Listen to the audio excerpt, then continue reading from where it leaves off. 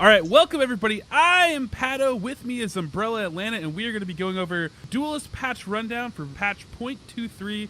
And you see in this beautiful high-res image, yes, that's right, Duelyst has now expanded. It's now going to be full screen and beautiful in all its glory, all the pixels. What do you guys think about this new full screen Duelyst? Is it everything you hoped for? It's definitely sexy, and it's a step towards like actual client Duelyst, which we know is on the horizon. So I'm excited. It looks good. It's gonna feel good to use. It's gonna improve everyone's win rate by 15%. So let's do it. And speaking of win rates, actually, we've actually now patched out. You're no longer going to get gold or experience for conceding games. So all you people trying to concede to like level up accounts real quick, like that's all squashed now. So everybody's going to get to play games now instead of having people concede to them all the time. So maybe the win rate will drop a little bit for those of you that haven't been conceding.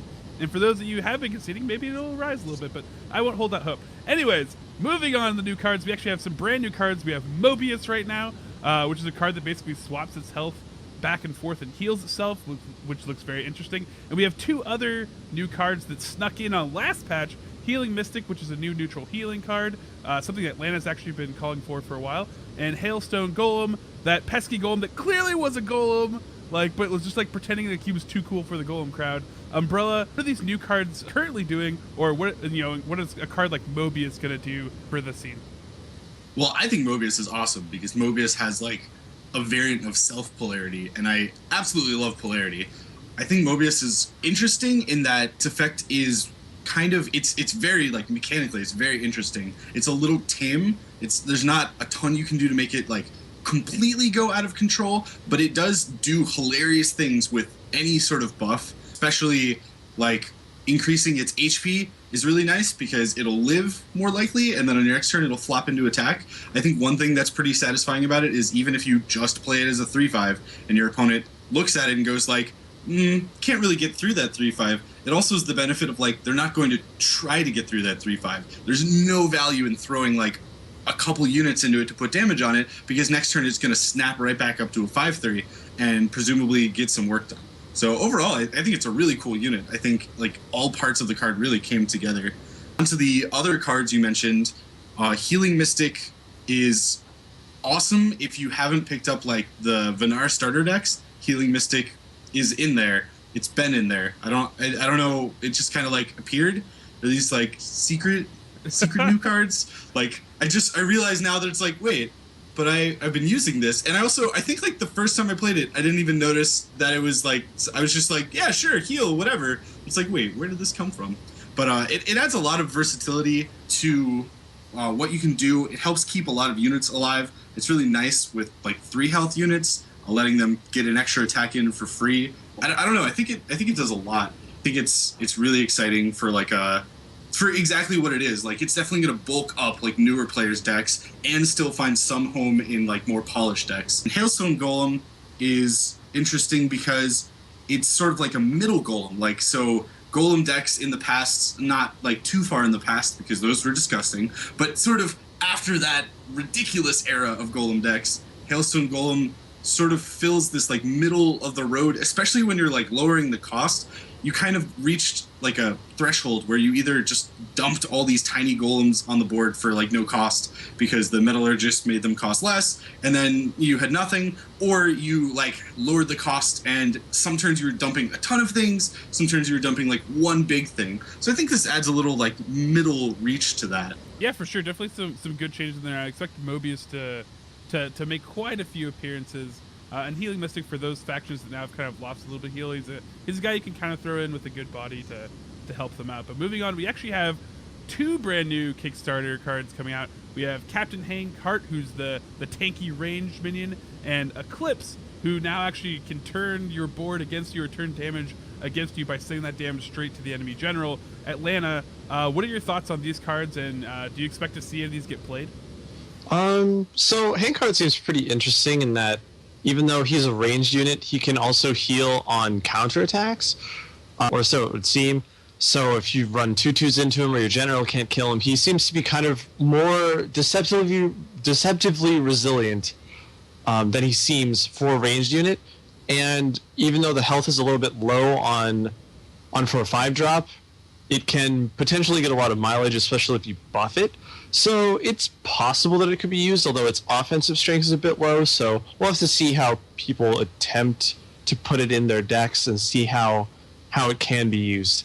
But I would predict that it could be useful in either Lionar or possibly Vitruvian, since you can buff its damage with both of those classes. And maybe actually Abyssian, since you can put Shadow Reflection on it. Maybe actually all classes can probably use this card decently, now that I think about it. Like Magmar buffs it. Maybe. And as for Eclipse, I think this card is really interesting in that you can try to deal damage to it in a lot of different ways. So you can use Lionar's Tempest spell to deal a bunch of damage to it. You can use your buffs on their creatures. If it applies, there are certain buffs that will work, such as Divine Bond, that you could use to like slap somebody with like you Divine Bond the creature and slap it with Eclipse to kill them, or you could use Inner Focus on it, or I think there's a lot of usage for it. Naga actually would be an interesting one as well. And Magmar can use Flash Reincarnation on it to deal a little extra damage, give them a little extra reach, and say if you're using it with something like Twin Fang, you can get even more damage out of it. So I feel like there's a lot of combos that you could do in order to deal damage to Eclipse outside of just hitting things, but its stat line is a bit low, and it's a bit slow, so it's kind of a very specific card. You'd have to have a lot of very specific things in mind. Maybe Albeast decks could use it as well, since it's an Arcanist. And so buffing its health, then you could use more of its health to nuke people with. And it's kind of difficult to get rid of without some real punch, right? It's got 7 health, and that 7 health goes directly to your face. I'm assuming that overkill damage will count towards the damage as well, so you might be able to deal a lot of damage with it. If you were, say, Lionar, then you could use Divine Bond on enemy unit, pump it up like some ridiculous value and slap something. So I like the card. So we'll see if anyone can make it in the next while, since it's a legendary, but I think it's pretty good.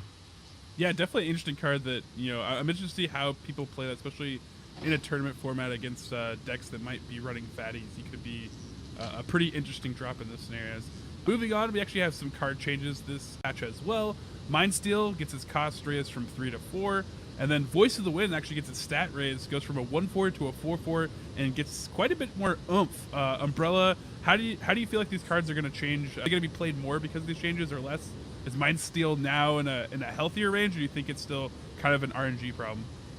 Well, I think Mindsteel is sort of like polarizing players. A lot of players think it's very cool to steal something from your opponent's deck, and if you steal something awesome, that feels really cool. On the other hand, Mindsteel is also really devastating, specifically against any late game matchup, because the idea with Mindsteel at 3 is that if you're playing someone with like a more standard aggressive curve, or maybe like a light-ish mid-range curve, you're gonna most of the time not get a ton of value out of it. Most of the time you're gonna hit like 2-drops are almost always the most common drop in any deck. And if you hit a 2-drop, it's not necessarily great. If you hit anything with Opening Gambit that isn't like Elucidator, then that's usually not very exciting either. Moving it up to 4, though, means that it's not going to have value against those curves pretty much at all. If you're paying 4 for a 2-drop, if you're paying 4 for a 3-drop, or 4 for like a dead Opening Gambit, then it's pretty much a big waste. But if you're using it, like if you're sideboarding it in against these control decks with these huge dudes late game, you're not going to be able to like steal their 7-drop on your first turn if you go second, or like basically take over the game as early, which I think was the main problem with Mindsteel. Again, it's a type of RNG that some people love, a lot of people hate, and it's just nice that it's in a healthier spot, but it's always kind of questionable valuable. So this sort of just like solidifies that, hey, you probably can't just like mindlessly, I guess this is a terrible pun, throw Mindsteel into your deck. You have to make it a conscious decision based on what you think your opponent's playing.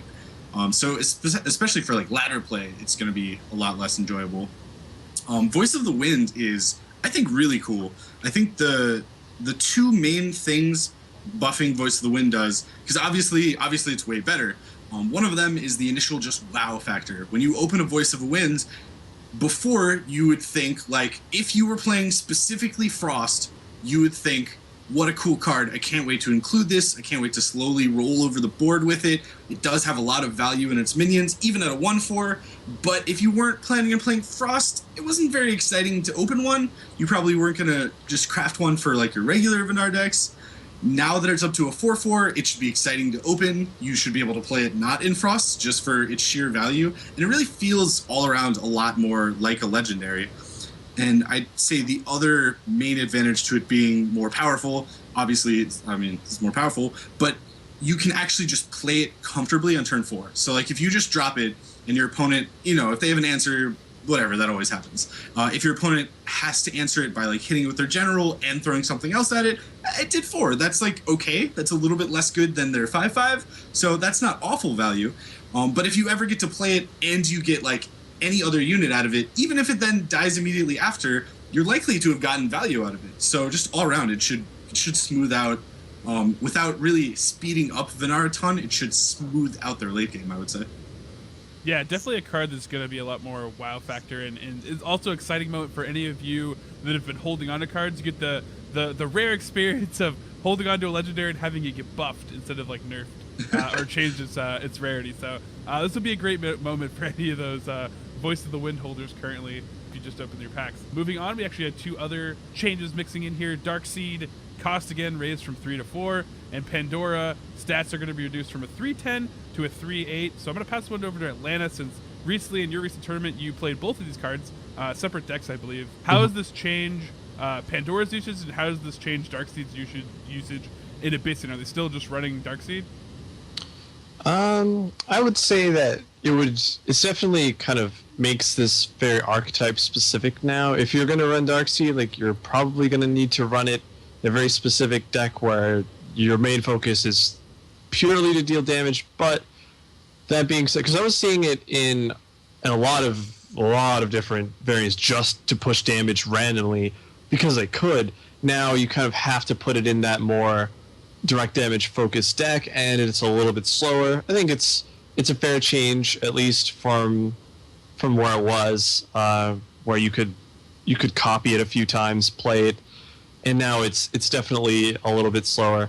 As for the Pandora nerf, I think it really only affects the ways that Magmar can kill it, honestly, because now Magmar can kill Plasma Storm and Claws, and Sonkai is the other one where you can use the 8/8 Hamon Blade Seeker, but it also puts Spiral it on technique, bro.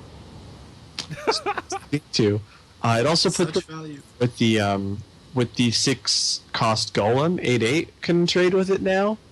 So it's not too over the top as far as value is concerned, if you consider that it's almost a little closer to the vanilla stat line.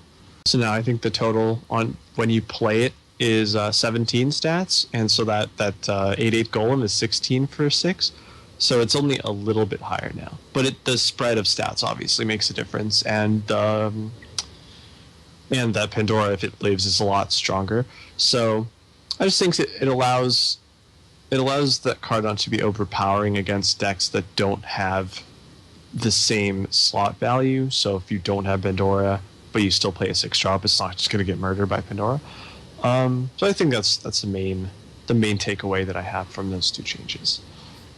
Yeah, it seems pretty fair and interesting to see how she changed a little bit. Might be, like, as we get farther down, this might also be a change that's more geared towards, like arena play, too. As you said, there's a lot of vanilla creatures. Like, not a lot of people play 6-cost 8/8 Golem, but now, if you're playing an arena, it might be a more common card, and then you have a more common answer to Pandora versus the 3/10 monster that she was.